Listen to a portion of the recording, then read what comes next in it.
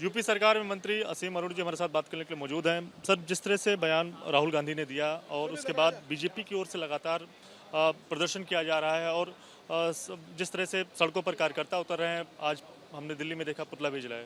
आज आप लोगों ने प्रेस कॉन्फ्रेंस की, आप लोग क्या मैसेज पहुंचाना चाहते हैं? जो राहुल जी ने मैसेज दिया है उससे हम लोग बहुत आहत हैं।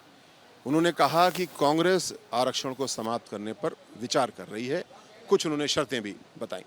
ऐसी कोई शर्त हमको स्वीकार नहीं है।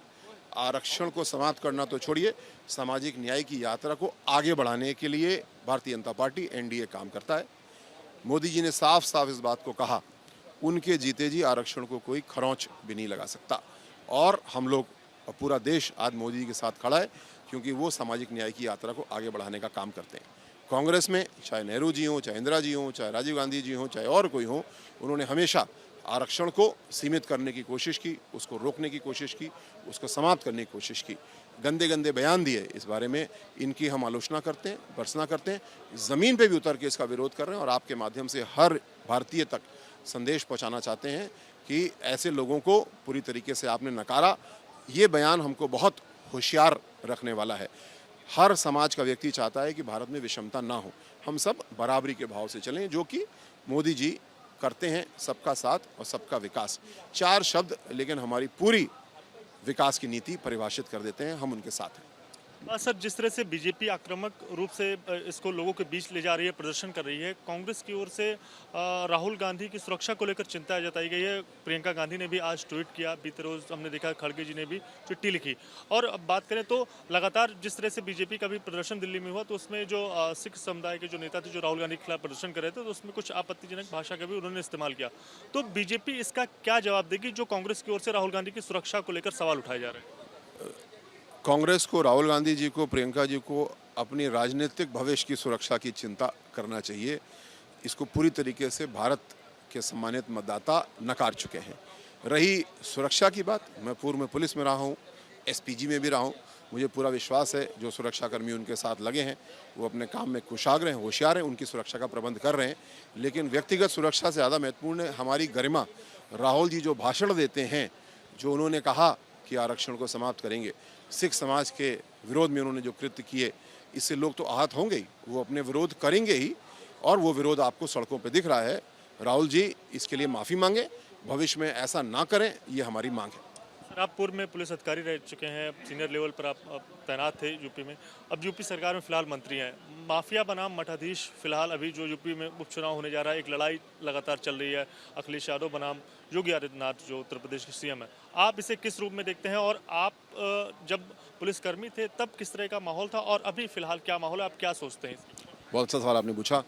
ये लड़ाई योगी जी की है माफिया के साथ में, और उन्होंने 7.5 साल में माफिया को मिट्टी में मिलाने का काम किया।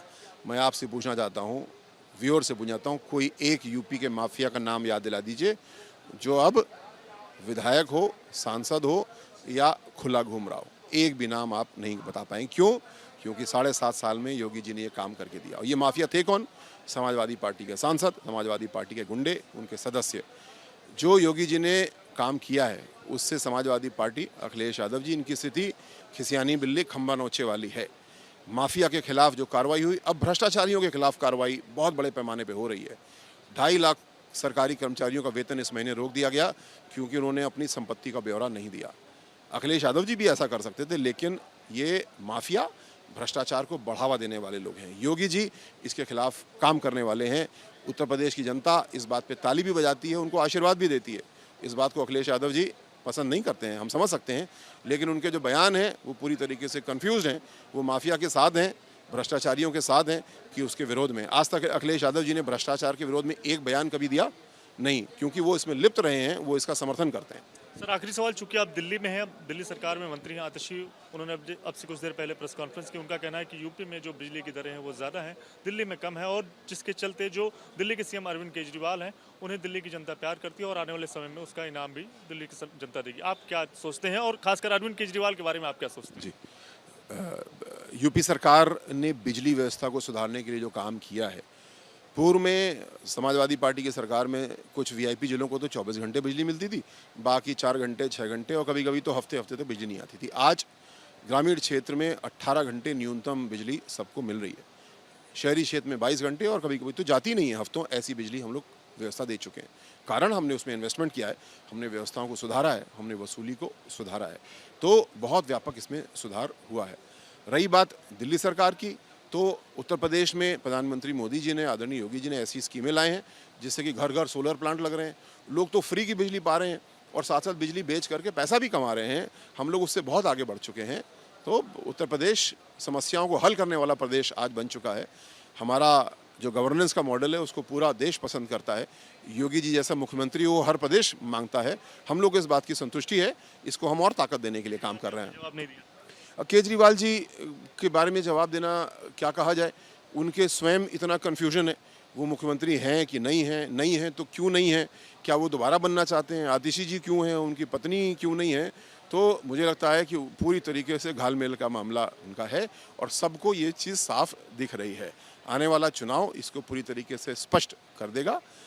जो क्षणिक भ्रम उत्पन्न हुआ था, हाँ ये ज़रूर कहूँगा कि इंडिया अगेंस्ट करप्शन का जो एक बहुत बड़ा आंदोलन हुआ था, उससे बहुत आशाएं लोगों को जागृत हुई थी, लेकिन अरविंद केजरीवाल जी ने उस आंदोलन को एक बहुत छोटा रूप दे दिया और जो व्यापक अपेक्षाएं जनता की थी वो मोदी जी ने पूरी की, जिसकी वजह से आज मोदी जी के साथ लोग हैं। और अरविंद केजरीवाल जी ने भ्रष्टाचार के विरुद्ध कोई काम तो किया नहीं, बल्कि स्वयं इतने गंभीर आरोपों से घिरे हुए हैं और बेल हो जाने को न्याय के रूप में प्रस्तुत कर रहे हैं। बेल हो जाना न्याय नहीं होता है। अभी तो न्यायालय में जब केस चलेगा, जब सजा होगी, तब सबके सामने बात आएगी। बहुत बहुत शुक्रिया बात करने के लिए। कैमरामैन मनीष खैर के साथ Divyankar Tiwari, ABP news, Delhi. For exclusive and insightful videos, subscribe to our new channel ABP Live Premium.